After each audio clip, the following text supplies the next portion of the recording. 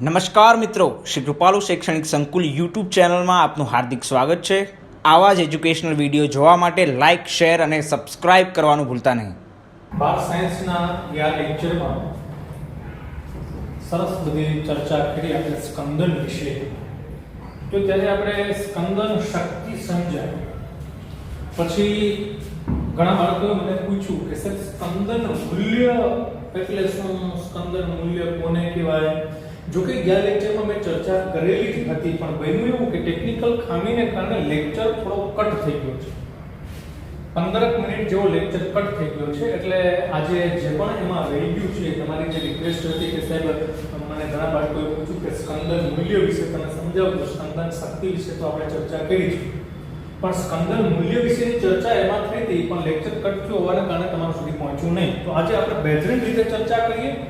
વિશેષ વાત એ છે કે અહીંયા જે મેં મુદ્દાઓ લખ્યા છે, બરાબર, ગયા લેક્ચરનું જે કટ થયું હતું આજે આવી જશે, ચિંતા નહીં કરતા, પણ આજે જે મેં મુદ્દા લખ્યા છે વીજભાર, સ્કંદન શક્તિ અને સ્કંદન મૂલ્ય, આ મુદ્દાઓને બુકમાં સમજાવ્યા છે, પણ ડાયરેક્ટલી રીતે નહીં, એમ સીધી રીતે આપણને સમજાઈ જાય, સરળતાથી સમજાઈ જાય એવું બુકમાં વર્ણન આપ્યું નથી। અને આ રીતના જો પ્રશ્ન પૂછાઈ જાય બોર્ડની અંદર તો પણ બુકમાં તો એવું નથી હતું કે આ પ્રશ્નનો જવાબ આપણે સીધો આપી શકીએ। મેં પ્રશ્ન શું લખ્યો છે કે વીજભાર, સ્કંદન શક્તિ અને સ્કંદન મૂલ્ય વચ્ચેનો સંબંધ ચર્ચો, 3 માર્કમાં પૂછી શકે। જો આમ બોર્ડની અંદર આવો પ્રશ્ન પૂછી લે તો આપણે એનો જવાબ લખવામાં ઘણી બધી તકલીફ થઈ જાય। એવું નથી કહેતો કે બુકની અંદર આ મુદ્દાઓને સમજાવ્યા નથી, પણ બહુ શોર્ટમાં સમજાવ્યા છે અને થોડી અર્થગત ભાષામાં સમજાવ્યા છે, તો આપણે એને સરસ રીતે અત્યારે સમજીએ, ડિસ્કશન કરીએ અને ત્રણેય જે મુદ્દાઓ છે કે વીજભાર, સ્કંદન શક્તિ અને સ્કંદન મૂલ્ય તેમની વચ્ચેના સંબંધની પણ ચર્ચા કરશું। એટલે આ રીતે પણ જો બોર્ડમાં તમને પૂછાઈ જાય તો તમને અઘરું ન લાગે, બરાબર, અને સરસ રીતે તમે એને લખી શકો। હવે આ અહીંયા પ્રશ્નમાં શું પૂછ્યું છે કે ભાઈ ત્રણેય વચ્ચેનો સંબંધ ચર્ચો, સંબંધ ક્યારે ચર્ચી શકીએ આપણે, સંબંધની ચર્ચા ક્યારે કરી શકીએ કે ભાઈ આ બધા મુદ્દાઓ વિશેની સમજણ આપણને હોવી જોઈએ। તો વીજભાર એટલે શું એ તમને ખબર હોવી જોઈએ, કોના વીજભારની કઈ રીતે વાત કરે છે, સ્કંદન શક્તિ એટલે શું એમની પણ આપણને ખબર હોવી જોઈએ, અને સ્કંદન મૂલ્યની પણ જો આપણને ખબર હોય, સરસ રીતે સમજેલા હોય તો મારા ત્રણેય વચ્ચેનો સારામાં સારો સંબંધ આપણે ચર્ચી શકીએ। તો પહેલા એને જાણવાનો પ્રયત્ન કરીએ। વીજભાર એટલે તો આપ બધા જાણો છો, કારણ કે આગળના લેક્ચરમાં મેં ચર્ચા કરી હતી। માનો કે કોઈ આયન હોય, એલ્યુમિનિયમ +3, બેરિયમ +2, સોડિયમ +1, આ આયનો છે, કેવા આયનો છે? બધા ધન આયનો છે। તો આ ધન આયનો ઋણભારિત કલીલનું સ્કંદન કરી શકે। હું સ્કંદન વિશે હવે નહીં બોલું, કારણ કે આગળના લેક્ચરમાં યુ નો ધેટ આપણે બધી ચર્ચા કરી છે કે સ્કંદન કોને કહેવાય। તો ધન આયનો છે એ ઋણભારિત સ્થળનું સ્કંદન કરી શકે, ઋણ આયનો હોય તો ધનભારિત સ્થળનું સ્કંદન કરી શકે। હવે આ જે ધન આયનો છે તો એ ધન આયનો ઋણભારિત સ્થળનું સ્કંદન કરે, તો અહીંયા જે ધન આયનો છે એનો જે ધન વીજભાર છે ને એ ખૂબ મહત્વનો છે। સુએજ અને આરડી ના નિયમમાં એવું લખ્યું છે કે કોઈ પણ આયનનો વીજભાર જેટલો હોય ને એના ઉપર એની સ્કંદન શક્તિનો આધાર છે। કોઈ પણ આયનની સ્કંદન શક્તિ એના વીજભારની ચતુર્થ ઘાતમાં હોય, આવો નિયમ છે। પણ આપણે એને સરળ રીતે લઈશું કે વીજભાર જેમ વધે ને એમ સ્કંદન કરવાની શક્તિ વધે આયન, અને સ્કંદન કરતા આયન કહેવાય। એનો વીજભાર જેમ વધતો જશે, જુઓ સોડિયમનો વીજભાર +1, તો એની જે સ્કંદન કરવાની શક્તિ હશે એના કરતા આની સ્કંદન કરવાની શક્તિ વધારે, બેરિયમની શું કામ? કારણ કે એનો વીજભાર +2 છે। એના કરતા આની સ્કંદન કરવાની શક્તિ વધારે, શું કામ? કારણ કે એનો વીજભાર +3 છે। તો જેમ જેમ મારા દીકરાઓ વીજભાર વધતો જશે તેમ તેમ સ્કંદન શક્તિ વધતી જશે। હું અહીંયા લખું છું, બરાબર જોજો, હા, જેમ વીજભાર વધે તેમ સ્કંદન શક્તિ વધે। આમાં દીકરા તમારે યાદ રાખવાનું છે, વીજભાર વધે તેમ સ્કંદન શક્તિ વધે। તો હું એને આમે લખી શકું ને કે ભાઈ વીજભાર ચલે છે, સ્કંદન શક્તિ આ કે બે વચ્ચે સમપ્રમાણ સંબંધ થશે વીજભાર વધે તો સ્કંદન શક્તિ વધે તો બે વચ્ચે સંબંધ કેવો સમપ્રમાણ મેં લખ્યું છે તો કોઈ પણ આયનનો વીજભાર વધતો જશે તેમ તેમ તેની સ્કંદન કરવાની શક્તિ વધતી જશે હવે આવ્યું સ્કંદન મૂલ્ય તો કે આ બે ચર્ચા મેં આગળના લેક્ચરમાં કરી છે પણ હવે સ્કંદન મૂલ્ય વિશે આપણે ચર્ચા ખૂબ મહત્વની રહેશે સ્કંદન મૂલ્ય કોને કહેવાય એની વ્યાખ્યા પેજ નંબર 144 ઉપર છેલ્લે આપી છે બુકમાં મારાથી ભૂલ ન થતી હોય તો આપણે જરા જોઈ લેજો 144 નંબરના પેજનો જે છેલ્લો પેરેગ્રાફ છે ને એમાં એની વ્યાખ્યા આપી છે ખૂબ અટપટી વ્યાખ્યા છે ત્યાં લખ્યું છે શું લખ્યું છે કે વિદ્યુત વિભાજ્યની મિલીમોલ પ્રતિ લિટર सांद्रता न्यूनतम मूल्य ने स्कंदन मूल्य फरी बोलूं बुक में लिखी है कि विद्युत विभाज्य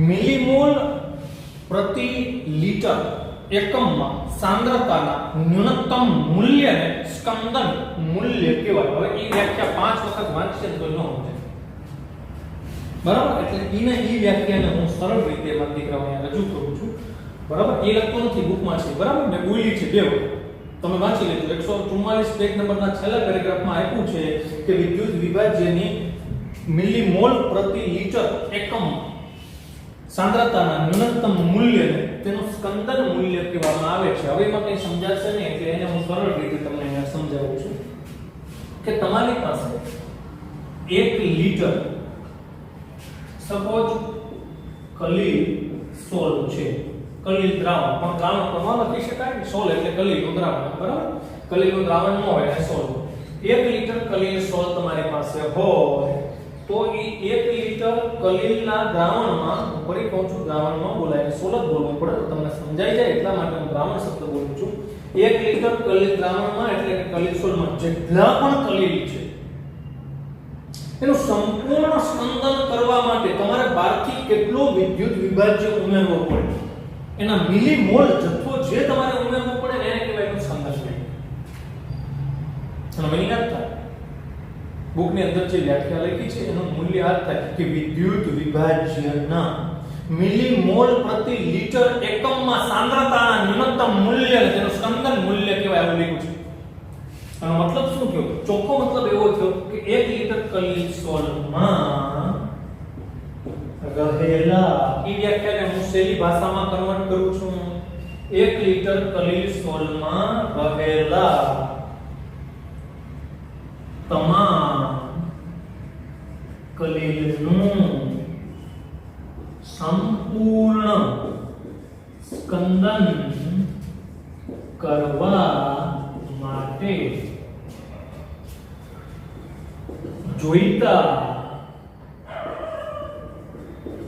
વિદ્યુત વિભાજ્યના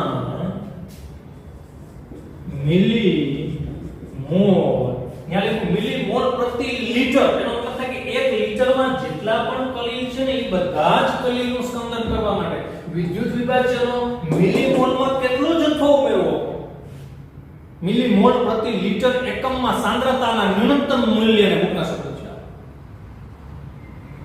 અર્થઘટન કરો એનું શું થાય મિલીમોલ પ્રતિ લિટર એટલે 1 લિટરમાં કેટલા મિલીમોલ તમે વિદ્યુત વિભાજ્ય પદાર્થ ઉમેરશો ત્યારે તેમાં રહેલા કલીલનું સંપૂર્ણ સ્કંદન થઈ જશે તો અને એ જ વ્યાખ્યાને સરળ ભાષામાં આપણે કન્વર્ટ કરી કે 1 લિટર કલીલ સોલમાં રહે અહીંયા પ્રતિ લિટર જે લખ્યું એની બદલે લિટર પહેલા લખે જેથી કરીને આપણે સરળતાથી સમજી શકીએ 1 લિટર કલીલ સોલમાં રહેલા તમામ કલીલનું સંપૂર્ણ સ્કંદન કરવા જોઈતા વિદ્યુત વિભાજ્યના મિલીમોલ જથ્થાને તેનું સ્કંદન મૂલ્ય કહે છે બરાબર મારા દીકરા વિડિયો સ્ટોપ કરીને આ વ્યાખ્યા લખી લેજો 1 લિટર કલીલ સોલમાં રહેલા તમામ કલીલ બધા જ કલીલ અંદર કદાચ 1 લાખ કલીલ હોય કે 2 લાખ કલીલ હોય 10,000 કલીલ હોય, જેટલા કલીલ હોય એનું સંપૂર્ણ સ્કંદન કરી નાખવું છે. સંપૂર્ણ સ્કંદન કરવા માટે જોઈતા વિદ્યુત વિભાજ્યના મિલીમોલ જથ્થાને તેનું સ્કંદન મૂલ્ય કહેવાય. એસટીમાં પૂછી શકે સ્કંદન મૂલ્ય કયા એકમમાં હોય છે? મિલીમોલ એકમમાં હોય છે. અહીંયા લખ્યું છે મિલીમોલ, એવું કદાચ પૂછી દે કે સ્કંદન મૂલ્ય કયા એકમમાં હોય છે, નીચેનામાંથી કયા એકમમાં સ્કંદન મૂલ્ય લેવામાં આવે છે એમ પણ તમને પૂછી તમારે યાદ રાખવું પડશે. મિલીમોલ જથ્થો કોનો? વિદ્યુત વિભાજ્ય. હવે તમે મારી કંઈક વિચાર કરો કે મારી પાસે બે કલીલ છે, કલીલ સોલ છે અલગ અલગ બીકરનો, બરાબર? એક બીકર છે, બીજું બીકર છે, બેમાં એક જ સરખા કલીલના સોલ લીધા છે અને 1 લીટર. પહેલા બીકરમાં પણ 1 લીટર કલીલ સોલ છે, બીજા બીકરમાં પણ 1 લીટર કલીલ સોલ છે. બરાબર ધ્યાનથી સમજો, બરાબર, તો જ તમને આ વ્યાખ્યા સમજાશે. હજી એને આપણે ડેપ્થમાં સમજવાનો પ્રયત્ન કરીએ. મારી પાસે 2 લીટર છે કલીલ સોલ. પહેલું એક જે બીકર છે એમાં 1 લીટર કલીલ સોલ છે, બીજા બીકરમાં પણ 1 લીટર કલીલ સોલ છે. બંને કલીલ સોલ સરખા જ છે. સપોઝ તમે ધારી લો કે નાના આંકડાથી ધરાવો, પહેલું જે 1 લીટર કલીલ સોલ છે ને એમાં 100 કલીલો છે. હોય નહીં, વધારે હોય, પણ આ તો ખાલી આપણે ધારી લઈએ છીએ, બરાબર? સમજવા માટે કે પહેલા બીકરમાં 100 કલીલો છે. 1 લીટર કલીલ સોલ છે એમાં 100 કલીલ છે. બીજું બીકર છે એમાં 1 લીટર કલીલ સોલ છે અને એમાં 100 જેટલા કલીલ છે, એક જ સરખા છે, બરાબર?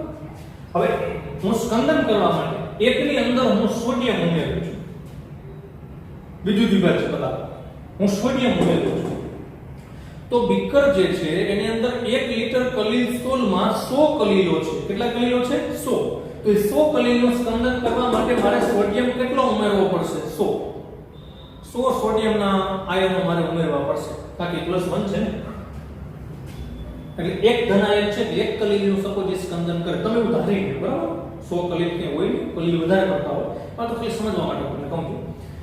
100 કલીલનું સ્કંદન કરવા માટે મારે સોડિયમ કેટલા ઉમેરવા પડશે? 100, કારણ કે એનો વીજભાર +1 છે. એનો વીજભાર +1 છે, માટે 1 જેટલા કલીલનું સ્કંદન કરી શકે. એનો વીજભાર 1 છે એટલે 1 કલીલનું સ્કંદન કરશે. તમે બેરિયમ ઉમેરો તો બેરિયમ તો +2 છે. તો 100 કલીલનું સ્કંદન કરવા માટે બીજા બીકરની અંદર હું બેરિયમ ઉમેરું તો બેરિયમનો વીજભાર +2 છે, તેને કારણે તે 2 કલીલનું સ્કંદન કરી શકશે. તો 100 કલીલનું સ્કંદન કરવા માટે મારે બેરિયમ કેટલા ઉમેરવા પડશે?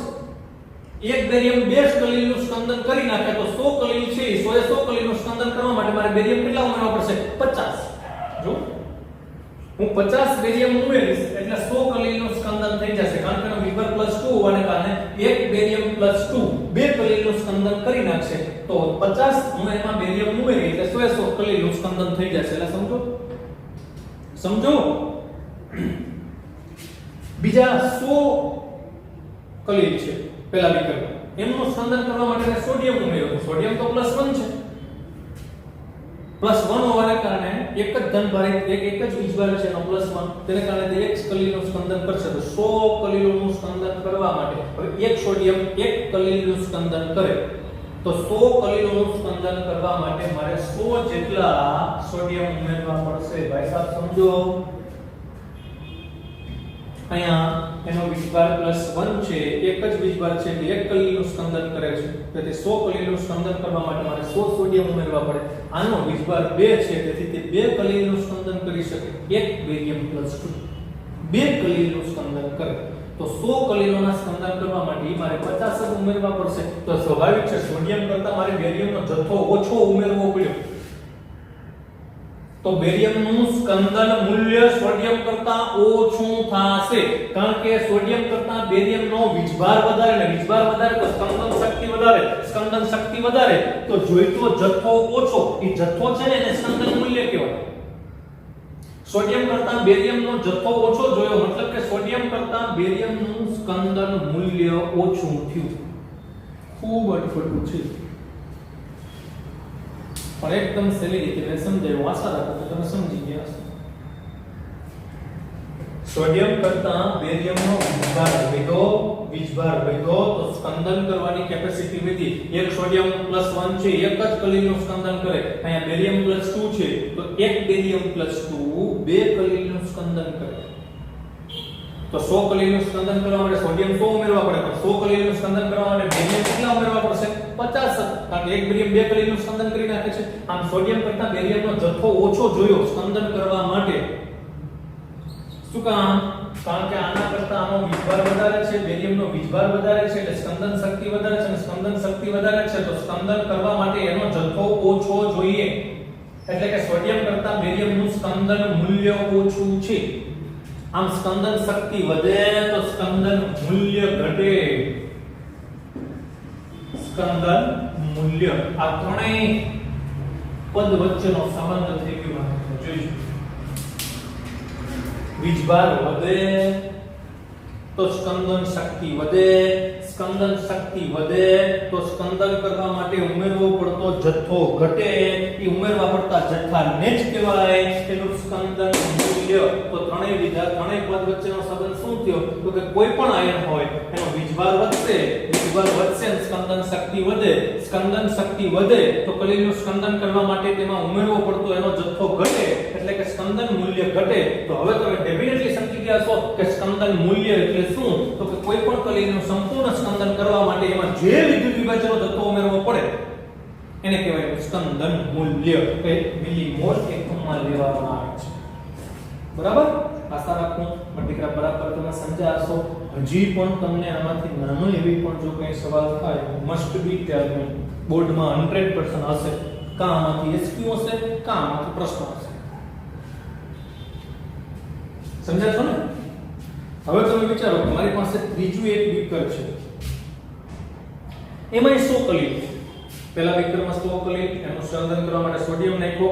બીજા બીકરમાં 100 કલી, એનું સ્કંદન કરવા માટે મેં બેરિયમ ઉમેર્યો. ત્રીજા બીકરમાં પણ મારી પાસે 100 કલી છે અને એનું સ્કંદન કરવા માટે જો હું એલ્યુમિનિયમ ઉમેરું તો આ બંને કરતા એલ્યુમિનિયમ કેટલો ઉમેરવો પડશે? વધુ કે ઓછો? વધુ ઉમેરવો પડશે કે ઓછો ઉમેરવો પડશે? સોડિયમ ઉમેરો 100, કારણ કે વીજભાર +1 છે. બીજા બીકરની અંદર મેં બેરિયમ ઉમેર્યો 50, કારણ કે એનો +2 વીજભાર છે. ત્રણે બીકરમાં 100 કલીલ જ છે. ત્રીજા બીકરમાં જે 100 કલીલ છે એનું સ્કંદન કરવા માટે મારે એલ્યુમિનિયમ ઉમેરવો પડશે. તો એલ્યુમિનિયમનો જથ્થો મારે વધારે ઉમેરવો પડશે કે ઓછો ઉમેરવો પડશે? આ બંને કરતા એલ્યુમિનિયમનો વીજભાર વધારે છે, વીજભાર વધારે છે, સ્કંદન શક્તિ વધારે છે. સ્કંદન શક્તિ વધારે હોય તો કલીલનું સ્કંદન કરવા માટે ઉમેરવો પડતો જથ્થો ઓછો. તો ડેફિનેટલી સોડિયમ કરતા બેરિયમ ઓછું ઉમેરવું પડશે અને બેરિયમ કરતા એલ્યુમિનિયમ પણ ઓછું ઉમેરવું પડશે. તો આમ સ્કંદન શક્તિ જેમ વધતી જાય ને તેમ સ્કંદન મૂલ્ય ઘટતું જાય. તમને ક્રમ પણ પૂછશે એસક્યુ માં કે જો આપેલ આયનોની સ્કંદન શક્તિ આ ક્રમમાં હોય તો એનું સ્કંદન મૂલ્યનો ક્રમ પસંદ કરો. તો સ્કંદન શક્તિ જેમ વધતી જાય સ્કંદન મૂલ્ય ઘટતું જશે અને એનો સંબંધ પણ મેં એમાં લખ્યો છે. બરાબર? એટલે તમને એસક્યુ પૂછે કે થિયરિટિકલ વર્ણનાત્મક પૂછે, તમે જેમ પૂછે એમ તમે લખી શકો. ક્યારે? તમે સરસ રીતે આ સમજેલા હોય ત્યારે. બરાબર? તો 3 બીકર છે, એમાં સોડિયમ વધારે ઉમેરવો પડશે, એના કરતાં બેરિયમ ઓછો ઉમેરવો પડશે અને એના કરતાં ત્રીજા બીકરમાં જો એલ્યુમિનિયમ વડે સ્કંદન કરીએ તો એ બધા કરતાં ઓછો ઉમેરવો પડશે, કારણ કે એલ્યુમિનિયમનો વીજભાર વધારે છે, તેથી એની સ્કંદન શક્તિ વધારે થાય. સ્કંદન શક્તિ વધારે થાય તો ઉમેરવો પડતો જથ્થો ઓછો હશે, એટલે કે સ્કંદન મૂલ્ય એનું ઓછું હશે. બરાબર છે? તો આયા જે ક્રમ નીચે મેં લખ્યો છે ને એ સ્કંદન શક્તિનો ક્રમ છે. જો વીજભાર વધતો જાય એમ સ્કંદન શક્તિ વધતી જાય. પણ ઉપર મેં જે ક્રમ લખ્યો છે એ સ્કંદન મૂલ્યનો ક્રમ છે. સ્કંદન શક્તિ વધતી જશે તો સ્કંદન મૂલ્ય ઘટતું જશે. મતલબ સ્કંદન શક્તિ અને સ્કંદન મૂલ્ય વચ્ચે વ્યસ્ત સંબંધ છે. ત્રણ પદના સંબંધમાંથી મેં અહીંયા રજૂ કર્યા છે. આ બધા બરાબર સંબંધો. બરાબર? હજી કંઈ ડિફિકલ્ટી હોય તો મને પૂછજો. એનાથી આપણે આગળ જવાનો પ્રયત્ન કરીએ. વિડિયો સ્ટોપ કરીને એકવાર લખી લેજો. હા, વિડિયો સ્ટોપ કરીને માટે સરસ રીતે લખી લેજો. પણ 3 પદ વિશે આપણે સરસ ચર્ચા કરી. મોસ્ટ આઈએમપી છે, આ થિયરીમાં પણ પૂછાઈ શકે અને તમને એસક્યુ માં પણ પૂછી શકે. ઘણા બેઠા એવા વિદ્યાર્થીઓ છે જેમને આ ત્રણેય પદ વચ્ચેના સંબંધની ખબર છે અને વ્યાખ્યા તો મોસ્ટ આઈએમપી વ્યાખ્યા ખાસ લખી લેજો. બુકની અંદર જે વ્યાખ્યા આપી છે એ થોડી અટપટી છે, એને આપણે અહીંયા સરળ કરીને લખી છે.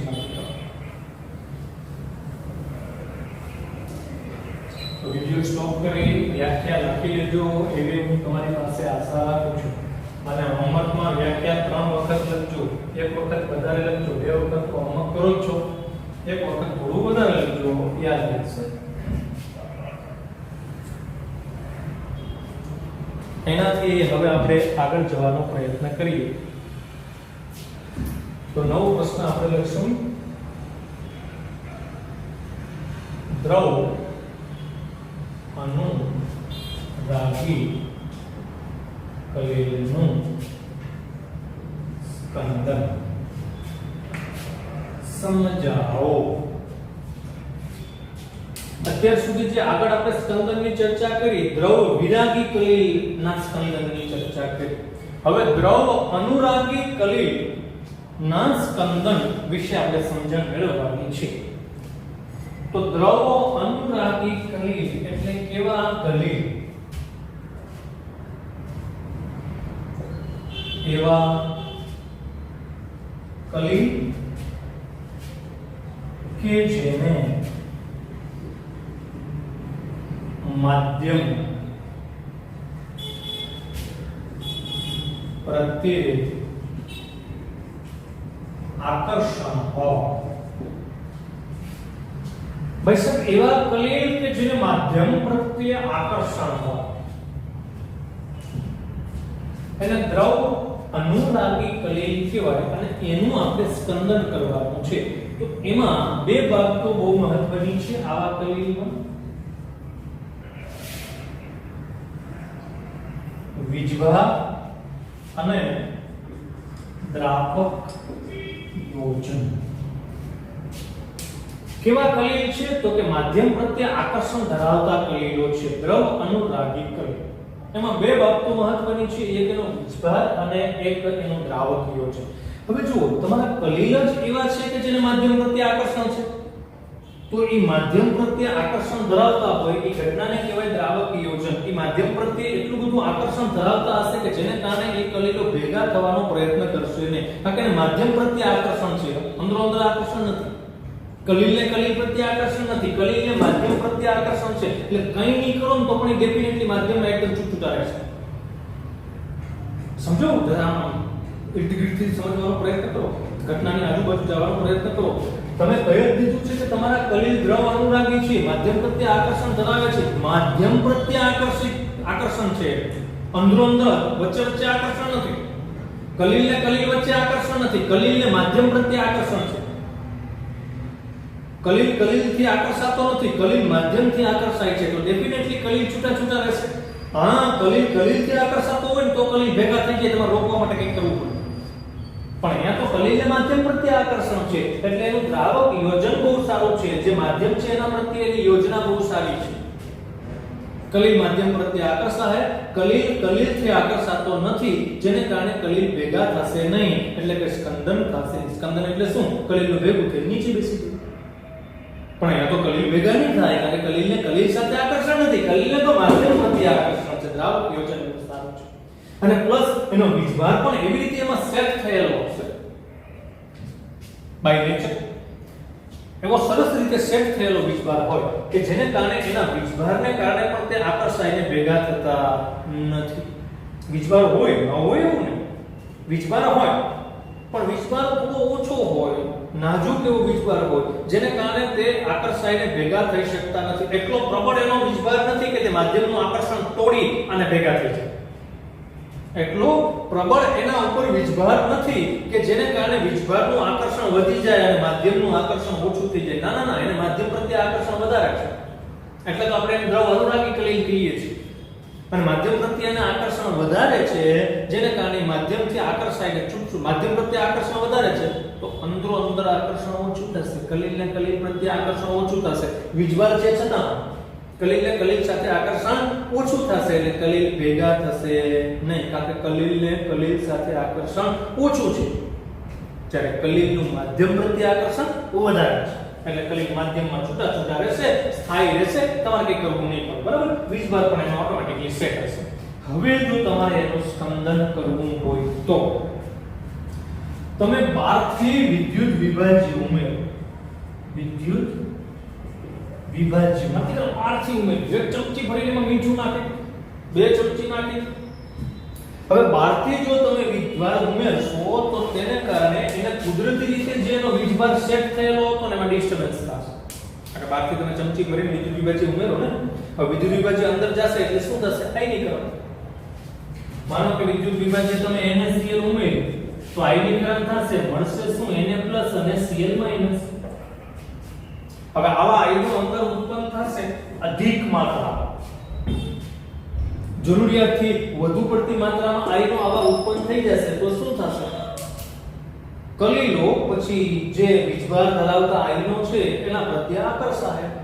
કોઈ ધનભારિત કલીલ હશે તો ઋણાયન પ્રત્યે આકર્ષાય, ઋણભારિત કલીલ હશે તો ધનાયન પ્રત્યે આકર્ષાય. ટૂંકમાં વાત એટલી કે બહારથી તમે વિદ્યુત વિભાજ્ય ઉમેરો તો કુદરતી રીતે જેનો વીજભાર સેટ થયેલો હતો એમાં થોડું ડિસ્ટર્બન્સ થશે, જેને કારણે કલીલો એનાથી વિરુદ્ધ વીજભાર ધરાવતા આયનો પ્રત્યે આકર્ષાય અને ગંઠાવ જવાનો પ્રયત્ન કરશે, ભેગા થવાનો પ્રયત્ન કરશે, ભેગા થઈ જશે, નીચે બેસી જશે અને કલીલનું સ્કંદન થઈ જશે. દ્રાવક યોજન એને માધ્યમ પ્રત્યે આકર્ષણ છે, પણ તમે એમાં આલ્કોહોલ ઉમેરો, આલ્કોહોલ અથવા તમે એમાં એસિટોન ઉમેરો. હવે તમે દ્રવ અનુરાગી કલીલ છે તમારે, એને માધ્યમ પ્રત્યે આકર્ષણ છે, કુદરતી રીતે બધું સેટ થયેલું છે, બરાબર છે, માધ્યમ પ્રત્યે આકર્ષણ ધરાવે છે, પણ તમે એમાં અધિક માત્રામાં જો આલ્કોહોલ કે એસિટોન ઉમેરી દે તો કલીલને જે માધ્યમ પ્રત્યે આકર્ષણ છે ને ઓછું પડી જાય. કલીલને જે માધ્યમ પ્રત્યે આકર્ષણ છે એ ઓછું પડી જશે અને કલીલને માધ્યમ પ્રત્યે આકર્ષણ ઓછું પડે એટલે માધ્યમ પ્રત્યે આકર્ષણ ઓછું થાય તો માધ્યમથી છૂટા પડવા લાગે છે. અને બીજું, માધ્યમ પ્રત્યે આકર્ષણ ઓછું થાય તો કલીલને અંદરો અંદર આકર્ષણ વધી ગયું. એમ લખતા ને કલીલને અંદરો અંદર તો સમજાવવા માટે તમારે કલીલ લખવું પડે માધ્યમ પ્રત્યે આકર્ષણ ઓછું. બુકમાં તો કોઈ લખ્યું નથી, સીધે સીધું કહી દીધું છે ટૂંકમાં, પણ આ તો તમને સમજાવું છું, ટોપિક સારો છે. કલીલને માધ્યમ પ્રત્યે આકર્ષણ ઓછું થાય તો અંદરો અંદર આકર્ષણ વધે, એને માટે તમે એમ લખજો કે કલીલને કલીલથી આકર્ષણ વધી જાય, જેને કારણે કલીલ ભેગા થઈ ગંઠાઈ નીચે બેસી જાય અને કલીલનું સ્કંદન થઈ જાય. આમ આ બે બાબતો મહત્વની રહેશે, એક એનો વીજભાર અને એક દ્રાવક યોજન. કેવા કલીલમાં? દ્રવ અનુરાગી કલીલમાં બે બાબતો ખૂબ મહત્વની છે, એક વીજભાર અને એક દ્રાવક યોજન. આ વીજભાર અને દ્રાવક યોજનમાં જો કંઈ ખલેલ પહોંચે તો દ્રવ અનુરાગી કલીલનું સ્કંદન કરી શકાય. બરાબર, આ દ્રવ અનુરાગી કલીલનું સ્કંદન થયું. એના પછી આપણે સરસ રીતે ચર્ચા કરવાની છે. ત્રીજો મુદ્દો આપણે લેશું, કલીલનું સંરક્ષણ. સરસ એવી ચર્ચા છે, માત્ર જોશું, બરાબર. અને આ જે મેં અત્યારે તમને લેક્ચર કીધો છે ખૂબ સારો અને આઈપી લેક્ચર છે. બે વખત જોજો, અમુક ટોપિકો છે કોઈ અમારાથી બોલણા હોય સેન્ટેન્સ કે જે આઈપી છે તો એને રિવાઇઝ કરીને જોજો. શક્ય હોય તો તમારી ફેસબુકમાં એને ટેકાવતા જજો, લાસ્ટમાં તમને કામ લાગશે, બરાબર. અત્યારે એમ લાગે કે આ સાહેબ બહુ સહેલું છે, હું સમજાઈ ગયું. 6 મહિના પછી એ વાત આપણને થોડી અઘરી લાગે, બરાબર. હવે આપણે ભણવાનું છે કલીલનું સંરક્ષણ. કલીલનું સંરક્ષણ સમજાવો, બરાબર. આ જ મુદ્દા ઉપર પહોંચ્યા છે, ભૂલતો ન હોય. કલીલનું સંરક્ષણ. અચ્છા, કલીલના સંરક્ષણ વિશે આપણે વાત કરવાની છે. હવે ભાઈ કલીલ આપણી પાસે કેટલા પ્રકારના? બે પ્રકારના કલીલો છે. દ્રવ અનુરાગી અને દ્રવ વિરાગી. દ્રવ અનુરાગી એટલે એવા કલીલ કે જેને માધ્યમ પ્રત્યે આકર્ષણ છે. સમજો બરાબર, ધીરે ધીરે, એકદમ શાંતિથી મારી દીકરા સમજશો એટલે ખબર પડી જશે. દ્રવ અનુરાગી કલીલ કે જેને માધ્યમ પ્રત્યે આકર્ષણ છે. દ્રવ વિરાગી કલીલ કે જેને માધ્યમ પ્રત્યે અપાકર્ષણ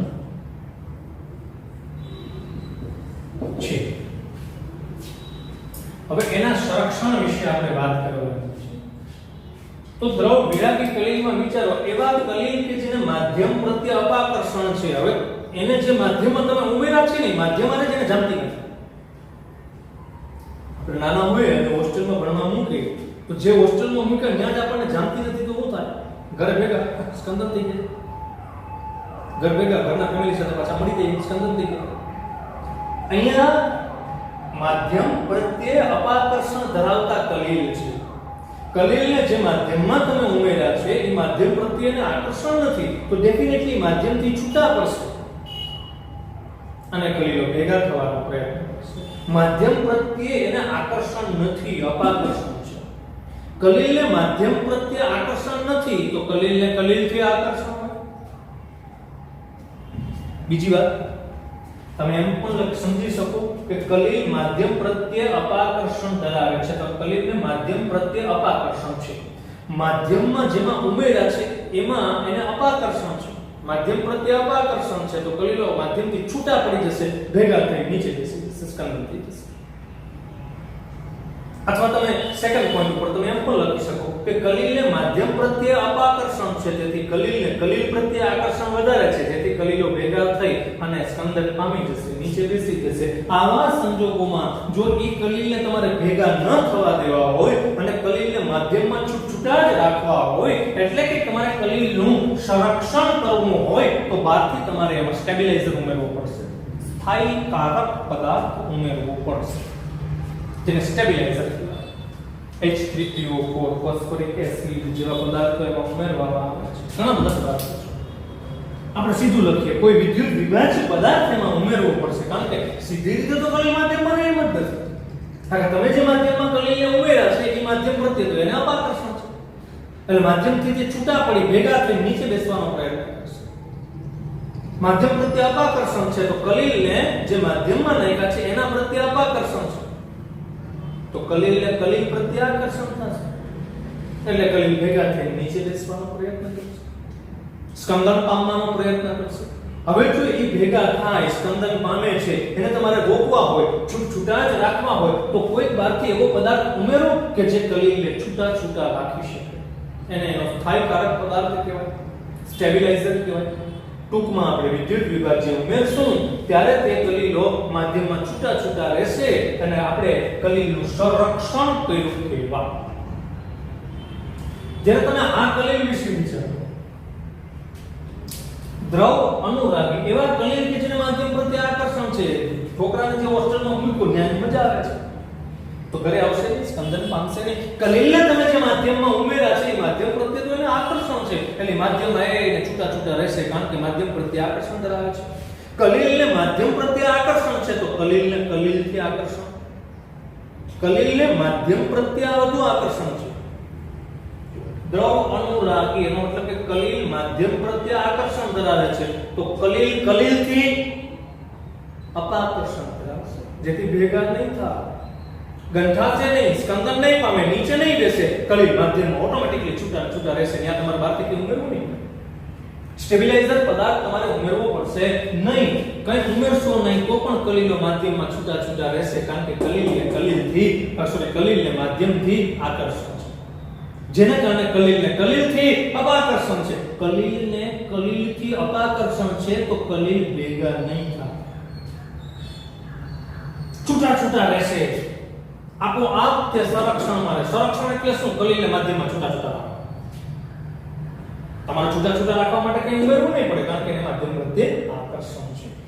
છેલ્લે હું તમને વાત કરું છું ટૂંકમાં જો દ્રવ અનુરાગી કલિલ હોય ને તો એ કલિલને માધ્યમમાં છૂટા રાખવા માટે આપણે કંઈ બહારથી ઉમેરવું પડતું નથી, સ્ટેબિલાઇઝર કે કોઈ પદાર્થ ઉમેરવો પડતો નથી. પણ દ્રવ વિરાગી કલિલ હોય કે જેને માધ્યમ પ્રત્યે અપાકર્ષણ હોય તો એવા કલિલને માધ્યમમાં છૂટા રાખવા માટે, સંરક્ષણ કરવા માટે બહારથી કંઈક આપણે ઉમેરવું પડશે જેને સ્ટેબિલાઇઝર કહેવાય. બરાબર છે? એટલું મારા દીકરા સમજ્યા? એક વાત વિશેષ કોઈક માધ્યમ એવું હોય અથવા કોઈક સોલ આપણે એવો બનાવીએ કે જેમાં બંને કલિલ હોય. સપોઝ મારી પાસે 1 લિટર પાણી છે, 1 લિટર પાણી છે, એમાં હું દ્રવ વિરાગી કલિલ પણ ઉમેરું ને દ્રવ અનુરાગી કલિલ પણ ઉમેરું. માધ્યમ પ્રત્યે અપાકર્ષણ હોય એવા કલિલે ઉમેરું, માધ્યમ પ્રત્યે આકર્ષણ હોય એવા કલીલે ઉમેરો તો મને અજીબોગરીબ ઘટના એમાં જોવા મળશે. છેલ્લે હા કેવી ઘટના મને એમાં જોવા મળશે કે જે દ્રવ વિરાગી કલીલ છે એવો કલીલ કે જેને માધ્યમ પ્રત્યે અપાકર્ષણ છે. બે કલીલ ભેગા છે માધ્યમમાં, આપણે બે ભેગા ઉમેર્યા છે. તો એવા સંજોગોમાં આ જે દ્રવ વિરાગી કલીલ છે ને એની ફરતે દ્રવ અનુરાગી કલીલ ગોઠવાઈ જશે. આ દ્રવ અનુરાગી કલીલ માધ્યમ પ્રત્યે આકર્ષણ ધરાવતા કલીલ એ દ્રવ વિરાગી કલીલની ફરતે ગોઠવાઈ જશે. દ્રવ વિરાગી કલીલ વચ્ચે છે એની ફરતે એવા કલીલ ગોઠવાના છે કે જેના માધ્યમ પ્રત્યે આકર્ષણ છે. દ્રવ અનુરાગી કલીલ એ દ્રવ વિરાગી કલીલની ફરતે ગોઠવાઈ જશે અને જેને કારણે આ દ્રવ વિરાગી કલીલ છે એને ભેગા નહીં થવા દે, માધ્યમમાં છૂટા છૂટા રાખશે. તો હવે મને એટલું કહ્યું કે અહીંયા આ દ્રવ વિરાગી કલીલને ભેગા થતા કોણ રોકે છે? દ્રવ અનુરાગી કલીલ. દ્રવ અનુરાગી કલીલ દ્રવ વિરાગી કલીલને માધ્યમમાં ભેગા થતા સ્કંદન પામતા રોકે છે. એટલે કે દ્રવ અનુરાગી કલીલ એ દ્રવ વિરાગી કલીલનું સંરક્ષણ કરે છે. બરાબર ને? હું વ્યવસ્થિત લખી દઉં. આકૃતિ બહુ સરસ છે. આ જે વચ્ચે છે ઈ કલીલ દ્રવ વિરાગી છે. બે ભેગા કર્યા.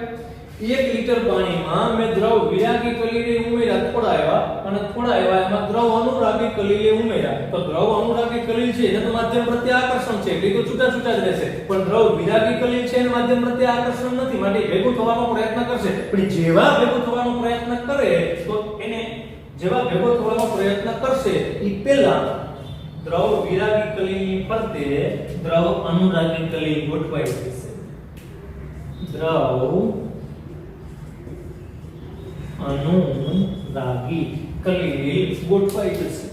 આમ દ્રવ વિરાગી કલીલની ફરતે દ્રવ અનુરાગી કલીલ ગોઠવાઈ જશે અને જેથી દ્રવ વિરાગી કલીલ એટલે કે અપાક માધ્યમ પ્રત્યે અપાકર્ષણ ધરાવતા કલીલ ભેગા થશે નહીં, ભેગા થતા અટકાવશે. પણ દ્રવ અનુરાગી કલીલ દ્રવ વિરાગી કલીલને ભેગા થતા અટકાવશે અને આમ દ્રવ વિરાગી કલીલનું રક્ષણ કરશે. કોણ? દ્રવ અનુરાગી કલીલ.